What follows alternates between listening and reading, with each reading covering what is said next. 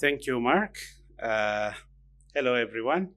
It's good to be on the stage after a tea break so that I can get the most attention I can get out of you. Today, the perspective that I would like to discuss would be harnessing the diaspora as a tool of cultural diplomacy, the case of Ethiopia. Before going into my speech, allow me to say a brief words about my country, Ethiopia. Ethiopia prides itself as a land of origin. We are scientifically proven we are the origin of humankind. The earliest hominid is found in Ethiopia. We are also the origin of coffee. And that's why we call ourselves the land of origin.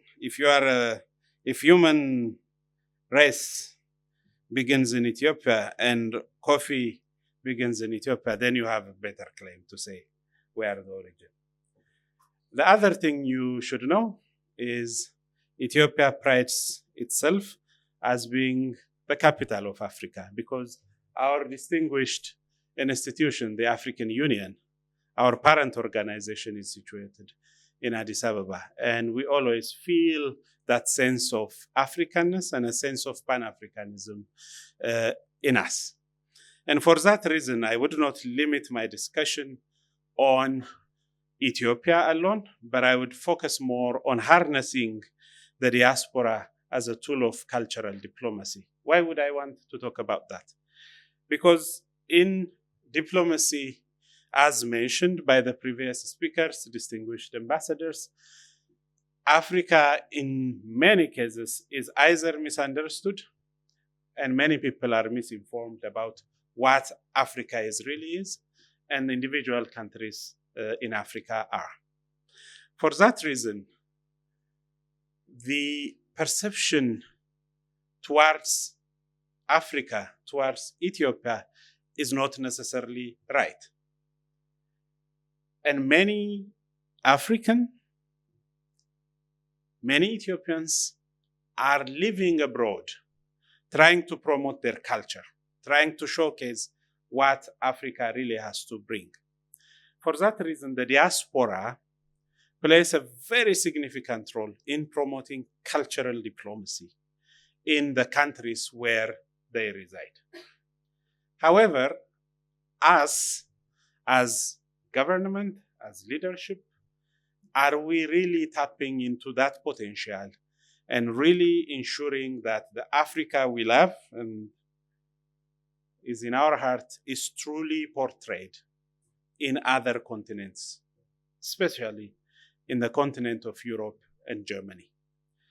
For that reason, I think it is high time that we shift from the traditional diplomacy of guys in suit and tie like me, with titles like ambassador, and move to a second track diplomacy where we tap into cultures, cuisines, music, art, and use the diaspora, which, by the way, the African Union recognized as the sixth region of its existence.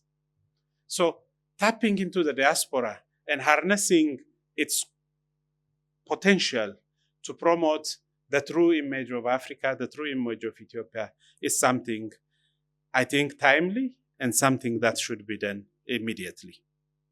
But cultural diplomacy, as your distinguished institution teaches, is now taking center stage thanks to the emergence of competing actors within the diplomatic intercourse.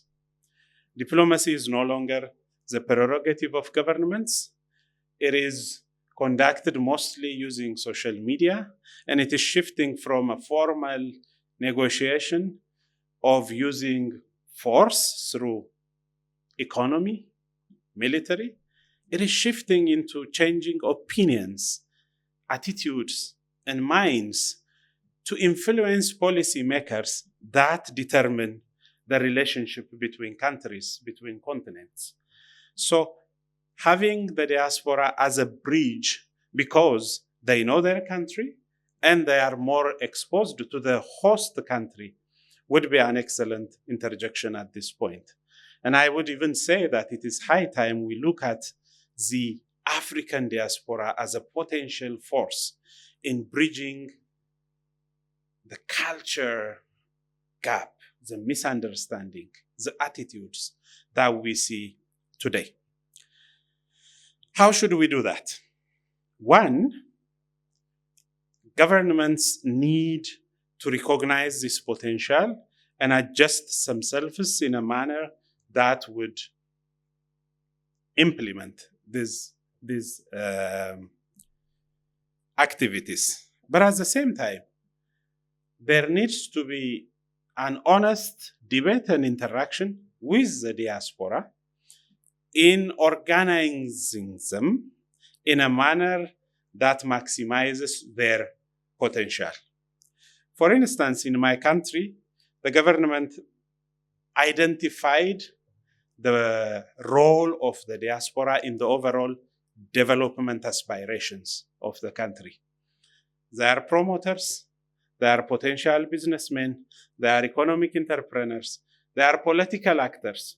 So having them on board and creating a mechanism to work with them is in the best interest, in the best national interest of every country, and mainly in the best interest of countries in Africa.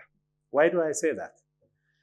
Unfortunately, despite the immigration debate we see here, for us, it is the brightest amongst us that end up migrating in European capitals. So there is the brain drain comes at the cost of each and every African countries, including mine. For instance, there's an estimated 25,000 Ethiopians living in Germany, legally living in Germany, employed in various sectors of the German economy, working a good job, contributing to the German economy. So how do we create a mechanism where these, because my embassy at maximum has 10 diplomats, so how do I use this untapped diaspora potential in promoting, in implementing cultural diplomacy in Germany is something I should look for as an ambassador. Otherwise, the value that they have, the contribution that they make can fade. So that's why institutions like the Academy for Cultural Diplomacy has to look at best examples where culture is becoming more prominent in the diplomatic engagement of today. What are the things the diaspora members can do and how can we organize them? One, it is known that diaspora members amplify cultural narratives. I mean, before mentioning the crucial role, I must also be honest in saying that the relationship between governments, embassies, and the diaspora is not necessarily positive. Sometimes there is an antagonistic element to it, and I'm sure the ambassadors here, the diplomats, we don't necessarily agree with it. But we can agree on the importance of development, on the importance of a better life for our compatriots at home, and on the importance of having an amicable, peaceful relationship with our host community. So that is the foundation on which we can build and work on that. But once this understanding is achieved and consensus is built, diaspora members, through their dual identities, can serve as an excellent bridge, and they play the following crucial roles. One, as I mentioned earlier, is amplifying cultural narratives. Diaspora communities should be seen as cultural ambassadors that share unique perspectives and experiences to broader audiences in host countries. They promote cultural events, they introduce cooking, cuisines, and whatnot, and they also highlight the rich heritage of their country of origin. Let me put it in perspective for you. My country, Ethiopia, has more than 120 million people. It is the second most populous country in Africa, located in the Horn of Africa, in the east. It is very ancient civilization, 3,000 years of history. It is the earliest Christian country in Africa, 4th century AD. Islamic phase came to Ethiopia in the 6th century. Actually, the prosecuted Muslims from Saudi Arabia migrated to Ethiopia. And I'm sure in the Quran it was mentioned that there was a fair, just Christian king in Ethiopia, and they should go there and seek refuge. So those cultures, those histories, those linkages, those commonalities are best expressed by religious fathers and people in the diaspora that have daily links and interactions with the mass, not with the ambassador who's sitting in an office and who's driving in a Mercedes and have scheduled programs. So tapping into that would be an excellent thing. Cultural exchange, facilitating cultural exchange is another role the diaspora can play. This cultural exchange can happen in the form of exchange programs, in the form of connecting artists, scholars, joint collaborations in various fields. This leads finally to a deeper appreciation and understanding of each other's cultures, each other's attitudes, each other's interpretation of things, thereby reducing the misunderstandings that we see amongst ourselves. They can also influence public opinion and shape perceptions of home countries in host countries. So the media narratives, the agenda that are set can be influenced positively or negatively by involving the diaspora and using the culture as an element. They can be an excellent network builders. Because of their connection, they can serve as tools in organizing community and cultural exchanges. Finally, they will be an excellent promoters of economic and social development. And that's why the African Union recognized the African diaspora as a main element in its implementation of Agenda 2063, the Africa we all want and aspire. So, cultural diplomacy through diaspora is a powerful tool for building bridges between cultures, for fostering understanding and promoting global interconnectedness. By leveraging the unique connections and networks of diaspora communities, countries can enhance their soft power, build stronger relationships, and achieve their foreign policy objectives.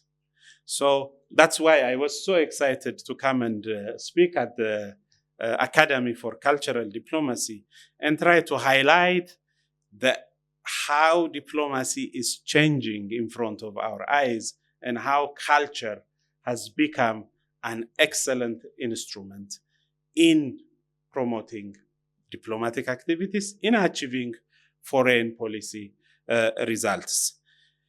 What we call track to diplomacy or soft power is best expressed in the interaction between cultures.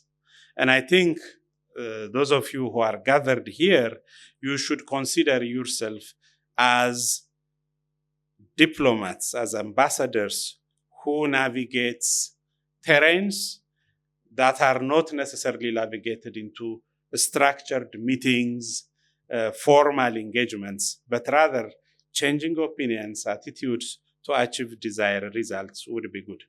What is my government doing? And then I will conclude. I would rather have a Q&A with you. The Ethiopian government recognized the potential the diaspora have, and it designed a diaspora policy with the participation of the diaspora. And there are some measures we take to make sure that they are not only linked to their host country, but they also have a relative freedom to operate in their host countries. One thing we did was to give them an ID. We call it a yellow ID because of the color, which gives them room to operate in Ethiopia. They will be treated as Ethiopians, even if they take nationalities. For instance, an Ethiopian who live in Germany and take a German nationality, as if he gets the yellow ID, he will be treated as Ethiopian.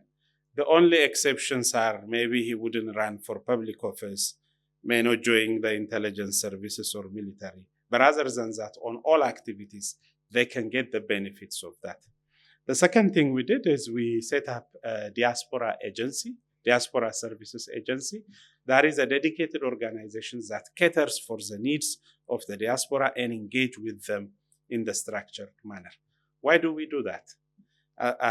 As I said, tapping into their experience, their exposure, tapping into their networks, using them as bridge builders to achieve desired results has an immense impact on how we do things. So I will conclude by saying diplomacy as we know it is changing. It is involving a lot of actors. To be successful in the interaction of states, institutions, culture, through films, videos, music, food, and others, has become a really important element of achieving desired foreign policy goals.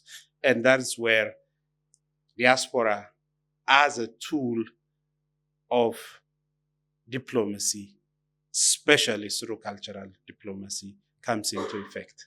I thank you.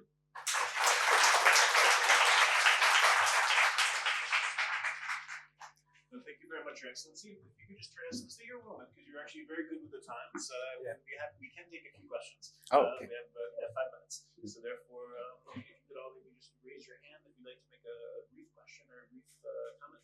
And I'd ask you to keep it brief so that we hopefully hear as many of these voices as possible. And Esteban, could you turn the volume maybe a little bit? This mic. Who would like to go first? Brief question or comments from the ambassadors, from the students, please. And if you could briefly introduce yourself as well. Hi everyone, my name is Wilfred. I'm from the Congo, Democratic Republic of the Congo. I'm here for training. My question is this, dear ambassador, you just mentioned about the diaspora working to promote the culture from Ethiopia. My question is simple. How do you think the diaspora is showcasing or promoting the culture overseas? Thank you. Would you like to respond right away or take another? We can take another. Okay, please. Thank you very much. My name is Harold Asuguji. I'm from the Republic of Ghana. I had earlier penned down a question that was meant to be answered by one of the previous speakers. But from your speech, I would like to find out one of the critical bottlenecks or impediments to cultural diplomacy or culture of an encounter of cultures is the travel restrictions that are placed among nations, both on the African continent and also between Africa and Europe. Now, coming from the capital city of Africa, as you mentioned, the African Union is headquartered in Ethiopia, Addis Ababa. I've been there a couple of times. What do you know, can you tell us about the measures or policies that AU is taking within the structure of the EU-Africa partnership? Several meetings had taken place in the past, the ministers' conference and all that. What are some of the policies or mechanisms the AU is taking to remove some of these travel restrictions between African countries and between Africa and Europe? Thank you. In due of time, I will respond to the questions. The questions, Wilfred, you raised. How do you think the diaspora is showcasing its culture? Let me give you one simple example. As an Ethiopian, I'm very much addicted to my food, to my injera, and we eat it with our hands. And I respect the culture here, but I get satisfied when I eat with my hands. So one of the things, for instance, is the Ethiopian restaurants that are mushrooming everywhere. They are an excellent expression of cultural diplomacy for me. When you go there, you not only taste Ethiopian food, you listen Ethiopian music, you have the coffee ceremony, and the majority of those who own these restaurants are diaspora communities here in Germany. So showcasing culture, identity is an innate feeling. What we should do is create a mechanism whereby we empower the communities to do that. For me, Ethiopian restaurants do more promotion than I do as an embassy. So I sometimes tell them, you're the real ambassadors. I'm the guy with the title. But who actually does the promotion is you, because lots of people come there. But we can be very creative and say, okay, how do we make it authentic? How do we really display these to visitors is one thing, which actually leads to the second question. The travel advices, travel restrictions are sometimes a result of misunderstanding. For instance, my country, Ethiopia, is very big. It's bigger than France, UK, Spain combined. It's a big country. So something happens in some corner of the country, and I'm sorry to say this, the German government or the French government says that is a no-go zone. That's a misunderstanding. The majority of our capitals, the majority of our countries are safe. And actually, tourists would benefit more by going and visiting and widening their horizons. But because there is that misunderstanding, you see travel warnings, don't go here, don't go there, in some pocket of, it's not just in Africa, it's almost everywhere. So these travel restrictions should be seen as a challenge that can only be solved when we change thinkings and minds.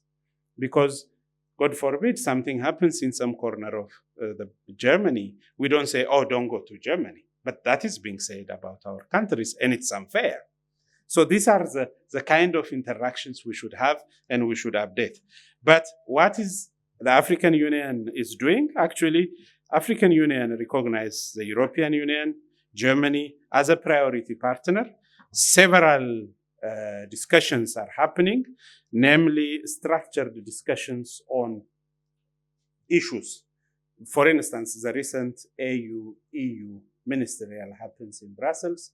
A summit is going to happen in Addis Ababa very soon, in 2 months, and there are low-level discussions. So we raise those issues to our counterparts and we try to persuade them. But I tell you, instead of sitting on a table and saying someone Ethiopia is safe, is not as effective as maybe taking someone to Ethiopia or enticing an interest in the minds of somebody to say, this country, this continent, Africa, I want to go, I want to experience this. Once they go and experience it, whether it is Ethiopia or Africa, people fall in love with it.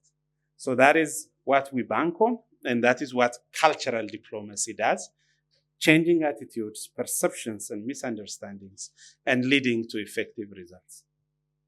Thank you, sir.